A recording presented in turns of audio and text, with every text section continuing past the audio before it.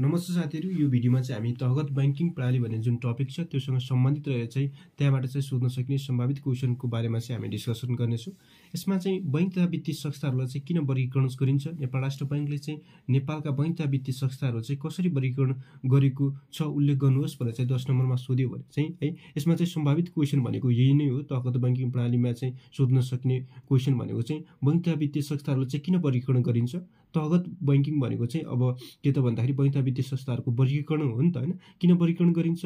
नेपाल राष्ट्र बैंकले चाहिँ नेपालका बैंक तथा वित्तीय संस्थाहरूलाई चाहिँ कसरी चाहिँ वर्गीकरण गरेको छ उल्लेख गर्नुहोस् भने चाहिँ 10 नम्बरमा सोध्न सक्छ। अब यस्तो क्वेशन सोध्यो भने चाहिँ हैन हामीले चाहिँ कसरी डिल गर्ने भन्दाखेरि अब सुरुमा चाहिँ अब के त भन्दाखेरि अब बैंक तथा वित्तीय संस्थाहरूलाई चाहिँ किन वर्गीकरण गरिन्छ भन्ने सन्दर्भमा क्वेशन सोध्दाखेरि चाहिँ सुरुमा चाहिँ अब बैंक शब्द आएको कारणले चाहिँ थोरै एक सेन्टेन्समा लेख्दा पनि भयो। यो अलि लामो भयो जस्तो लाग्छ मलाई। एक सेन्टेन्समा तपाईले बैंकको परिभाषा लेख्ने बैंक अनि वस्तु विनिमय प्रणालीलाई चाहिँ मुद्रा विनिमय प्रणालीमा चाहिँ रूपान्तरण गरी अर्थतन्त्रको चाहिँ मौद्रीकरणका लागि कानुन बमोजिम स्थापना भएको संगठित संस्था नै बैंक हो भनेर चाहिँ भन्न सक्नुहुन्छ। वा के त भन्दाखेरि बैंकिङ व्यवसाय गर्ने संस्था नै बैंक हो भनेर चाहिँ एक लाइनमा भनेर पनि तपाईले चाहिँ इन गर्न सक्नुहुन्छ है त। यो चाहिँ बैंकको परिभाषा भयो अर्थात् भूमिका बाँध्दाखेरि है। त्यसपछि तहगत बैंकिङ प्रणाली मैले चाहिँ टपिक दिएर चाहिँ लेखेको छु। तपाईहरुले चाहिँ एउटै के प्याराग्राफ टाइपमा पनि लेख्न सक्नुहुन्छ, त्यो तपाईको इन्ट्रेस्ट है। ठीक छ। अब तहगत बैंकिङ प्रणाली भनेको के हो त त्यसको बारेमा पनि थोरै लेख्नु पर्यो। तहगत बैंकिङ प्रणाली भनेको चाहिँ के हो त भन्दाखेरि तहगत बैंकिङ प्रणाली भन्नाले नेपाल राष्ट्र बैंकबाट इजाजत प्राप्त प्रदान गरेका बैंक तथा वित्तीय संस्थाहरूको वर्गीकरण भने चाहिँ बुझिन्छ। नेपाल राष्ट्र बैंकले चाहिँ बैंक तथा वित्तीय संस्थाहरूलाई चुक्ता पुँजीको र कार्यगत आधारमा चाहिँ वर्गीकरण गरेको छ, जुन यस प्रकार छ भनेर चाहिँ भन्न सकियो है त। अब यसमा चाहिँ अब तहगत बैंकिङ प्रणालीमा चाहिँ अब क्वेशन के छ त बैंक तथा वित्तीय संस्थाहरूलाई किन वर्गीकरण गरिन्छ। नेपाल राष्ट्र बैंकले चाहिँ हैन नेपालका बैंक तथा वित्तीय संस्थाहरू चाहिँ कसरी चाहिँ वर्गीकरण गरेको छ भन्ने सन्दर्भमा चाहिँ सुरुमा चाहिँ बैंकको थोरै के त भन्दाखेरि एक लाइनमा चाहिँ हाम्रो चाहिँ एक सेन्टेन्स लेख्नु पर्यो बैंकको बारेमा। त्यसपछि तहगत बैंकिङको बारेमा पनि एक सेन्टेन्स लेख्नु पर्यो, किन भन्दाखेरि यो क्वेशन चाहिँ तहगत बैंकिङसँग सम्बन्धित भएका कारण तहगत बैंकिङको बारेमा पनि भूमिका बाँध्दाखेरि थोरै लेख्नु पर्यो है त। अब त्यसपछि डाइरेक्ट क्वेशनमा हिट गर्नु पर्यो। क्वेशनमा हिट गर्दाखेरि चाहिँ अब वर्गीकरणका कारणहरू चाहिँ सोधेको छ। वर्गीकरणका कारण किन वर्गीकरण गरिन्छ भन्ने सन्दर्भमा चाहिँ लेख्दाखेरि चाहिँ अब वर्गीकरण गर्नुका कारणहरू भन्न खोजेको हो। त्यो वर्गीकरण किन गरिन्छ त भन्दाखेरि त्यसका कारणहरू लेखेपछि यो कारणले चाहिँ वर्गीकरण गरिन्छ भन्ने चाहिँ हामीले चाहिँ के त भन्दाखेरि हाम्रो एन्सर रहने गर्छ। त्यही भएर चाहिँ वर्गीकरण किन गरिन्छ भन्दाखेरि यो कारणले गरिन्छ भने चाहिँ हामीले चाहिँ कारण उल्लेख गर्नुपर्ने हुन्छ। त्यही भएर चाहिँ मैले चाहिँ वर्गीकरणका कारणहरू भनेर चाहिँ यसरी लेखेको छु। अब किन गरिन्छ त बैंक तथा वित्तीय संस्थाहरूले चाहिँ वर्गीकरण भनेपछि अब हेर्नु है, अब पुँजीगत आधार सुदृढ गरी बैंकिङ क्षेत्रमा चाहिँ स्थायित्व कायम गर्न चाहिँ तहगत बैंकिङ प्रणालीले वर्गीकरण गरिन्छ। बैंक तथा वित्तीय संस्थाहरूलाई चाहिँ के गरिन्छ त वर्गीकरण गरिन्छ। किन त भन्दाखेरि पुँजीगत आधारहरू चाहिँ सुदृढ गर्नको लागि बैंकिङ क्षेत्रमा चाहिँ स्थायित्व के त भन्दाखेरि स्टेबिलिटी कायम गर्नको लागि। स्टेबिलिटी भनेको स्थायित्व भनेको चाहिँ के भन्दाखेरि अब त्यसको चाहिँ अब बैंक तथा वित्तीय संस्थाहरूको स्थायित्व भन्ने शब्द छ नि, तपाईहरुलाई चाहिँ यसको मिनिङ के हो त भन्दाखेरि स्थायित्व भनेको चाहिँ के हो त भन्दाखेरि यसको चाहिँ स्थायित्व भनेको चाहिँ मूल्य जुन भ्यालु हुन्छ नि, भ्यालुलाई चाहिँ लामो समयसम्म राखिराख्नु, लामो समयसम्म जस्ताको त्यस्तै राखिराख्नु, त्यसलाई वृद्धि गर्नु नै के हो त स्थायित्व है त। स्थायित्व भनेको अब जुन बैंक तथा वित्तीय संस्थाहरूको चाहिँ भ्यालु वा मूल्य तिनीहरूको चाहिँ अब जीवनलाई चाहिँ दीर्घकालसम्म चाहिँ चलाएर चाहिँ त्यसको मूल्यलाई चाहिँ कायम गर्नु नै के हो त स्थायित्व हो। त्यही भएर चाहिँ पुँजीगत आधारलाई चाहिँ सुदृढ गरी बलियो बनाए है, पुँजीगत आधार जुन छ त्यसलाई चाहिँ बलियो बनाए बैंकिङ क्षेत्रमा चाहिँ स्थायित्व कायम गर्नुको लागि चाहिँ बैंक तथा वित्तीय संस्थाहरूलाई वर्गीकरण गरिन्छ भन्ने चाहिँ एउटा कारण भयो है। अर्को कारण भनेको स्रोत साधनहरूको प्रभावकारी रूपमा परिचालन गर्नु। अब स्रोत साधनहरूको चाहिँ प्रभावकारी रूपमा परिचालन गर्नु, बैंक तथा वित्तीय संस्थाहरूमा भएका स्रोतहरूलाई चाहिँ के गर्नु पर्यो त प्रभावकारी रूपमा चाहिँ परिचालन गर्नु। परिचालन भनेको के हो त फेरि परिचालन शब्द छ, परिचालनले चाहिँ धेरै कुराहरू जनाउँछ। परिचालन भनेको चाहिँ यो चाहिँ अब यसमा चाहिँ व्यवस्थापनका कार्यहरू पर्छ है त साथीहरु। परिचालन भन्ने बित्तिकै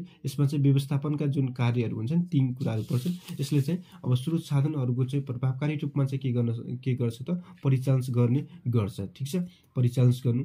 त्यसपछि अर्को निक्षेप सङ्कलन तथा कर्जा विस्तार गरी मुनाफा बढाउनु। अब बैंक तथा वित्तीय संस्थाहरूको चाहिँ वर्गीकरण किन गरिन्छ?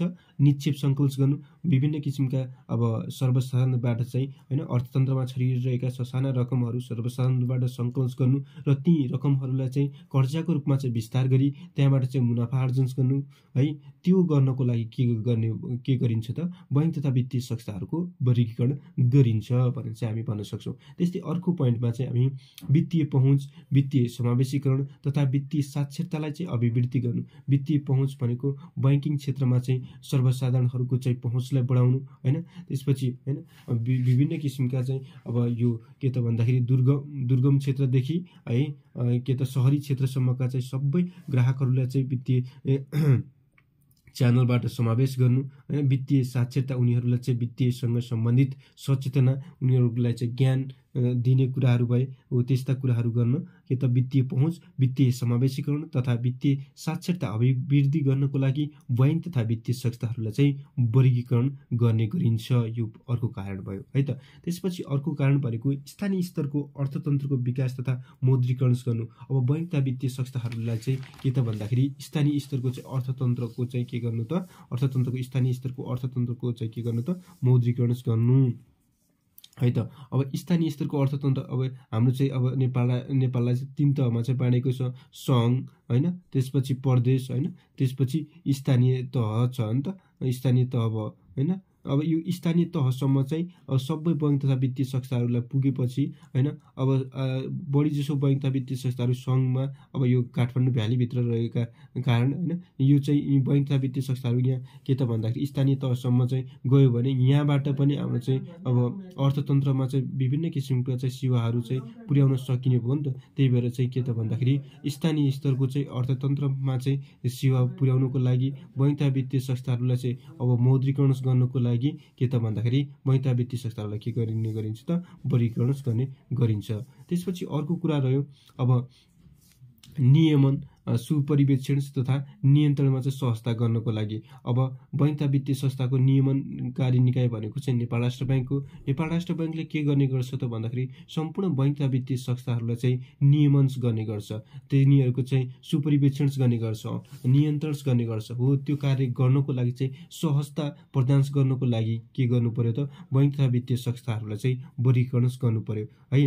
अब वर्गीकरण जस्तै सपोज गरौँ अब यो तपाईँको क्लास छ, एउटा क्लासमा चाहिँ 100 जना छन् भने अब एउटा टिचरले त सबैलाई हेर्न सक्दैन नि 100 जना विद्यार्थीहरूलाई हो। त्यसरी नै अब बैंक तथा वित्तीय संस्थाहरू छन् होइन, धेरै बैंक तथा वित्तीय संस्थाहरू छन् भने अब एउटा नियमनकारी निकायले चाहिँ सबैलाई हेर्न सक्दैन नि। अब यिनीहरूलाई चाहिँ छुट्यायो, यिनीहरूलाई चाहिँ जस्तै अब 100 जना छन्, 100 जनामा चाहिँ 25-25 जनाको 4वटा ग्रुप बनायो भन्यो, 4वटा ग्रुप बनायो भने चाहिँ अब यिनीहरूलाई चाहिँ नियमन गर्न, सुपरिवेक्षण गर्न, त्यसपछि के त अनुगमन गर्न है, यिनीहरूमा चाहिँ सहजता आउने भयो नि त। त्यही भएर चाहिँ के त भन्दाखेरि बैंक तथा वित्तीय संस्थाहरूलाई चाहिँ वर्गीकरण गरिन्छ।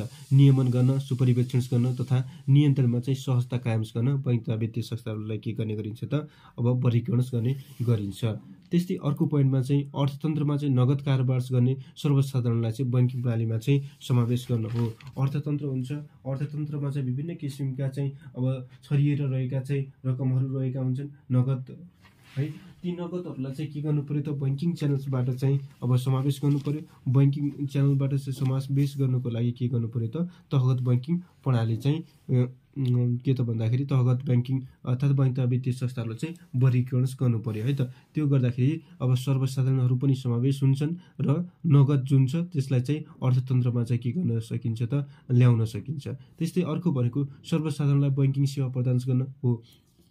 अब सबै जनताहरूलाई होइन सर्वसाधारणहरूले चाहिँ बैंकले चाहिँ प्रदान गर्ने सेवा होइन, बैंकिङ सेवा, बैंकबाट चाहिँ दिने सेवा, बैंकिङ सेवा चाहिँ के गर्न त? प्रदान गर्न। अब बैंकलाई के अरे सर्वसाधारणलाई कर्जा चाहिएको अवस्थामा कर्जा दिन, उनीहरूलाई चाहिँ विभिन्न किसिमको चाहिँ सेवा सुविधाहरू दिनको लागि चाहिँ के गर्न त भन्दाखेरि बैंक तथा वित्तीय संस्थाहरू चाहिँ वर्गीकरण गरिएको हुन्छ। यो अर्को कारण रह्यो है त। ठिक छ। त्यस्तै मैले अब तपाईँहरूले चाहिँ 5 नम्बरमा सोध्यो भने लगभग 8वटा पोइन्टहरू यति लेख्दा हुन्छ है साथीहरू, ठिक छ। मैले 5 नम्बरको लागि यति लेख्दा हुन्छ, तर म तपाईँहरूलाई चाहिँ इन्फर्मेसन चाहिँ धेरै दिएको छु है। तपाईँहरूले चाहिँ यसलाई चाहिँ सर्ट यो चाहिँ यति चाहिँ 8 पोइन्ट चाहिँ लेख्नै पऱ्यो 5 नम्बरमा सोध्यो भने, ठिक छ। कनेक्टिङ भएर चाहिँ 5 नम्बर गरेर चाहिँ सोधेको छ नि त, 5 नम्बर चाहिँ तपाईँले यति लेख्नु पऱ्यो, ठिक छ। अब यसमा चाहिँ अब अलि थप पोइन्टहरू पनि तपाईँहरूले चाहिँ दिइरहेको छु, किन भन्दाखेरि यसले गर्दाखेरि तपाईँहरूले चाहिँ अब धेरै पोइन्टहरू लिन सक्यो भने चाहिँ अब याद हुने कुरा भनेको समराइज फर्ममा चाहिँ याद गर्न सजिलो हुन्छ भने चाहिँ अरू कुराहरू पनि राखेँ त। यो चाहिँ एक्स्ट्रा कुराहरू हो। अब इक्जाममा 5 नम्बर सोद्धाखेरि 8वटा पोइन्टसम्म लेख्यो भने ठिक हुन्छ, उपयुक्त टाइममा चाहिँ लेख्न सकिन्छ है त, ठिक छ। अरू कुराहरू भनेको बैंकिङ प्रणालीप्रति चाहिँ विश्वास कायम गर्न, बैंक वित्तीय संस्थाहरूमा चाहिँ जनताहरूको चाहिँ विश्वास कायम गर्न पनि होइन बैंक वित्तीय संस्थाहरूलाई वर्गीकरण गर्ने गरिन्छ। त्यस्तै अर्को भनेको चाहिँ वित्तीय अनुशासन कायम गर्न, वित्तीय अनुशासन विभिन्न किसिमका बैंक तथा वित्तीय संस्थाहरूलाई चाहिँ होइन अनुशासनमा राख्नको लागि होइन।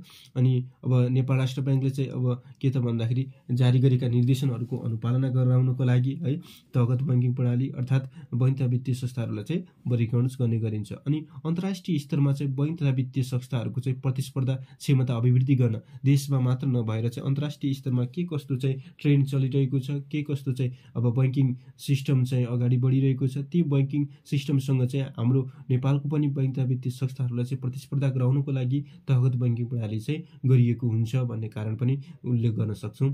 त्यसपछि वाणिज्य, कृषि, ऊर्जा, पर्यटन, उद्योग, व्यापार जस्ता पूर्वाधारहरूमा चाहिँ सहयोग पुर्याउन अब विभिन्न किसिमका चाहिँ अब अर्थतन्त्रका चाहिँ इन्स्ट्रुमेन्ट अर्थात् अर्थतन्त्रमा चाहिँ चाहिने कुराहरू वाणिज्य, कृषि, ऊर्जा तिनीहरूलाई चाहिँ अब के त भन्दाखेरि कर्जा प्रवाह गर्न, तिनीहरूको लागि चाहिँ विभिन्न किसिमको चाहिँ सेवा सुविधाहरू दिनुको लागि पनि अब के त भन्दाखेरि तहगत बैंकिङ प्रणाली वा के त भन्दाखेरि बैंक तथा वित्तीय संस्थाहरू चाहिँ वर्गीकरण गरिएको हुन्छ, ठिक छ।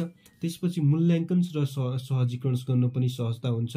निक्षेपको चाहिँ सही सदुपयोग गर्न पनि तहगत बैंकिङ प्रणाली चाहिँ लागू गरिएको हुन्छ वा बैंक तथा वित्तीय संस्थाहरूलाई वर्गीकरण गरिएको हुन्छ भन्ने सन्दर्भमा चाहिँ हेऱ्यौँ। त्यसपछि अब नेपाल राष्ट्र बैंकले चाहिँ बैंक तथा वित्तीय संस्थाहरू चाहिँ कसरी चाहिँ वर्गीकरण गरिन्छ भन्ने सन्दर्भमा चाहिँ अब नेक्स्ट पार्टको हामी चाहिँ के गर्नेछौँ त एन्सर डिस्कस गर्छु।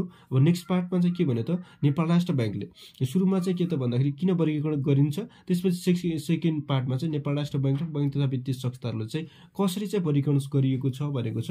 अब मैले यहाँ चाहिँ अब जुन तहगत बैंकिङ प्रणालीमा चाहिँ तपाईँलाई चाहिँ यहाँ भने नेपाल राष्ट्र बैंकले बैंक तथा वित्तीय संस्थाहरूलाई चुक्ता पुँजीको आधार र कार्यगत आधारमा चाहिँ वर्गीकरण गरिएको छ भनेको छु। अब यसमा चाहिँ हामी चाहिँ त्यो वर्गीकरण हेर्छौँ। तपाईँले चाहिँ वर्गीकरण भनेर चाहिँ यो टपिक दिँदा पनि भयो, तपाईँले चाहिँ भूमिका बाँध्न सक्नुहुन्छ। बैंक तथा वित्तीय संस्थाहरूलाई चाहिँ नेपाल राष्ट्र बैंकले चाहिँ चुक्ता पुँजीको आधारमा चाहिँ होइन चुक्ता पुँजीको आधारमा चाहिँ निम्न अनुसार चाहिँ वर्गीकरण गरिएको छ भने चाहिँ यहाँ चाहिँ तपाईँले चाहिँ थोरै भूमिका बाँधेर चाहिँ लेख्न सक्नुहुन्छ। अब यसरी चाहिँ गरिसकेपछि यो टेबल बनाउने। अब यहाँ चाहिँ के त भन्दाखेरि बैंक तथा वित्तीय संस्थाहरूको चाहिँ अब वर्ग, त्यसपछि राष्ट्रिय स्तर र प्रादेशिक स्तरमा चाहिँ तिनीहरूको चाहिँ के त चुक्ता पुँजी कति रहेको छ त्यो देखाउनु पर्ने हुन्छ। यसमा चाहिँ के त भन्दाखेरि क वर्गको लागि 800 करोड अर्थात् 8 अर्ब भनेर चाहिँ भन्न सकियो, 800 करोड वा 8 अर्ब भनेर चाहिँ हामी राख्न सक्छौँ। अनि त्यसपछि प्रादेशिक स्तरमा चाहिँ अब जुन क वर्गको लागि छैन, त्यसपछि अब के त भन्दाखेरि ख वर्गको लागि राष्ट्रिय स्तरमा चाहिँ 250 करोड अर्थात् के त भन्दाखेरि 2.5 अर्ब है 250 करोड छ भने प्रादेशिक स्तरमा चाहिँ ख वर्गको बैंक तथा वित्तीय संस्थाहरूको लागि न्यूनतम चुक्ता पुँजी कति छ त 120 करोड रहेको छ। त्यसपछि ग वर्गको लागि राष्ट्रिय स्तरमा चाहिँ 80 करोड छ, न्यूनतम चुक्ता पुँजी 80 करोड छ र के त भन्दाखेरि प्रादेशिक स्तरमा चाहिँ 50 करोड रहेको छ। अनि घ वर्गको लागि राष्ट्रिय स्तरमा चाहिँ 10 करोड छ र घ वर्गको लागि प्रादेशिक स्तरमा चाहिँ 2 करोड न्यूनतम चुक्ता पुँजी रहेको छ। यसरी चाहिँ चुक्ता पुँजीको आधारमा नेपाल राष्ट्र बैंकले चाहिँ के गरिएको छ त बैंक तथा वित्तीय संस्थाहरू चाहिँ क वर्ग, ख वर्ग र घ वर्ग गरेर चाहिँ वर्गीकरण गरिएको छ भनेर चाहिँ हामी भन्न सक्छौँ है त। त्यसपछि अब थोक कर्जा कारोबार गर्ने घ वर्गका लघुवित्त वित्तीय संस्थाहरूलाई होइन पुँजी के अरे उनीहरूको चाहिँ पुँजी 60 करोड पूर्वाधार विकास बैङ्कको चाहिँ न्यूनतम चुक्ता पुँजी के त भन्दाखेरि 20 अर्ब रहन्छ भनेर चाहिँ भनेको छ। जुन थोक होलसेलको जुन होलसेल कर्जा कारोबार गर्ने थोक भनेपछि होलसेल करोड कारोबार गर्ने घ वर्गका लघु वित्त वित्तीय संस्थाहरूको चाहिँ पुँजी रु कति भन्दाखेरि 60 करोड है, 60 करोड र पूर्वाधार विकास बैंक एउटा मात्र छ, त्यसको चाहिँ न्यूनतम चुक्ता पुँजी 20 अर्ब रहेको छ भनेर चाहिँ हामी भन्न सक्छौँ। त्यसपछि नेक्स्ट पोइन्टमा चाहिँ बैंक तथा वित्तीय संस्था सम्बन्धी ऐन 2073 अर्थात् बाफियाको दफा 49 बमोजिम बैंक तथा वित्तीय संस्थाहरूलाई कार्यगत आधारमा क ख र ग घ वर्गमा चाहिँ वर्गीकरण गरिएको छ। यो पोइन्टलाई पनि लेख्न सक्छौँ है। के त भन्दाखेरि यो चाहिँ चुक्ता पुँजीको आधारमा चाहिँ यसरी चाहिँ अब यिनीहरूको न्यूनतम पेड अफ क्यापिटलको आधारमा चाहिँ 8 अर्ब 250 करोड होइन, त्यसपछि 80 करोड 10 करोड गरेर चाहिँ राष्ट्रिय स्तरको, अनि प्रादेशिक स्तरमा 120 करोड 50 करोड र 2 करोड गरेर चाहिँ प्रादेशिक स्तरमा चाहिँ न्यूनतम चुक्ता पुँजीको आधारमा चाहिँ यसरी वर्गीकरण गरिएको छ भनेदेखि त्यसको चाहिँ अब कार्यगत आधारमा चाहिँ क वर्ग ख वर्ग ग र घ वर्ग गरेर चाहिँ वर्गीकरण गरिएको छ भनेर चाहिँ हामी उल्लेख गर्न सक्छौँ। त्यसमा चाहिँ अब त्यसपछि बैंक तथा वित्तीय संस्थाहरूको चाहिँ के त भन्दाखेरि दफा 49 बमोजिम बैंक तथा वित्तीय संस्थाहरूले कार्यगत आधारमा चाहिँ क ख र ग वर्गमा चाहिँ वर्गीकरण गरिएको छ भने चाहिँ यो कार्यगत आधारको बारेमा पनि हामीले चर्चा गर्यौँ। त्यसपछि अब उक्त दफाको उपदफा 1 बमोजिम क वर्गका वाणिज्य बैंकहरूले जुन गर्ने कार्यहरू हुन्छ त्यसको आधारमा ख ग र घ वर्गको बैंक तथा वित्तीय संस्थाहरूलाई चाहिँ बैंक तथा वित्तीय संस्थाहरूलाई चाहिँ तिनीहरूको चाहिँ अब कार्यको व्यवस्था गरिएको छ भनेर चाहिँ लेखेपछि अब निष्कर्ष लेख्नु पर्यो। निष्कर्ष चाहिँ अलि के त भन्दाखेरि तपाईहरुले चाहिँ अब बैंक तथा वित्तीय संस्थाहरूले चाहिँ पुँजीगत आधार सुदृढ गरी बैंकिङ क्षेत्रमा स्थायित्व कायम गर्न तहगत बैंकिङ प्रणाली लागू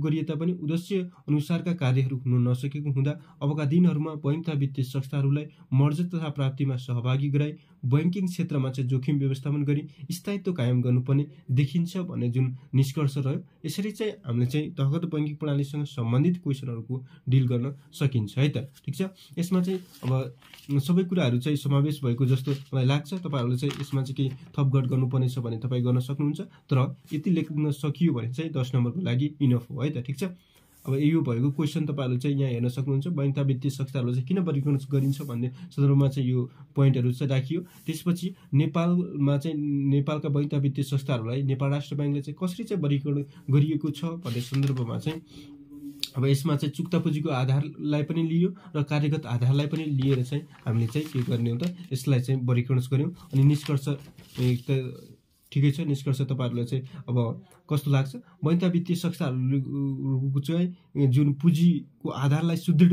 गरी चाहिँ बैंकिङ क्षेत्रमा चाहिँ स्थायित्व कायम गर्नको लागि चाहिँ तहगत बैंकिङ प्रणाली लागू गरिन्छ है। त्यो लागू गरिए तापनि उद्देश्य अनुरूपका कार्यहरू चाहिँ हुन नसकेको हुँदा अबका दिनहरूमा चाहिँ बैंक तथा वित्तीय संस्थाहरूले मर्जर तथा प्राप्तिमा सहभागी भएर चाहिँ बैंकिङ क्षेत्रका जोखिमहरूले चाहिँ व्यवस्थापन गरी स्थायित्व कायम गर्नुपर्ने देखिन्छ भन्ने जुन निष्कर्ष राखिएको छ। अब यसरी चाहिँ हामीले चाहिँ डिल गर्नुपर्छ है त साथीहरू। अब तपाईहरुले चाहिँ यो भिडियोबाट केही न केही त सहयोग पुग्यो होला भन्ने मैले अपेक्षा लिएको छु र यो च्यानललाई सब्स्क्राइब गर्न सक्नुहुन्छ। र एक्ट र इकोनोमिक्ससँग सम्बन्धित कुराहरू चाहिँ मैले नेक्स्ट च्यालेन्जबाट चाहिँ अपलोड गर्ने गर्छु, त्यसलाई पनि सब्स्क्राइब गर्न चाहिँ नभुल्नु होला। Thank you for watching this video. तपाईको दिन शुभ रहोस्।